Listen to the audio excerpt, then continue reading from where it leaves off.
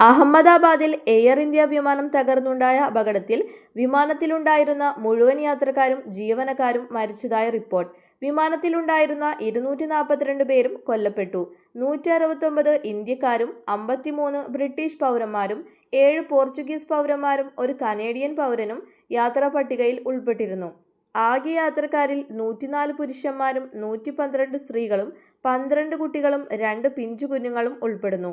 വിമാനം തകർന്നു വീണത് BJ മെഡിക്കൽ കോളേജ് ഹോസ്റ്റൽ പരിസരത്ത്. തീ പടർന്നതിനെ തുടർന്ന് ഹോസ്റ്റലിൽ ഭക്ഷണം കഴിച്ചുകൊണ്ടിരുന്ന 5 മെഡിക്കൽ വിദ്യാർത്ഥികൾ വെന്തു മരിച്ചു.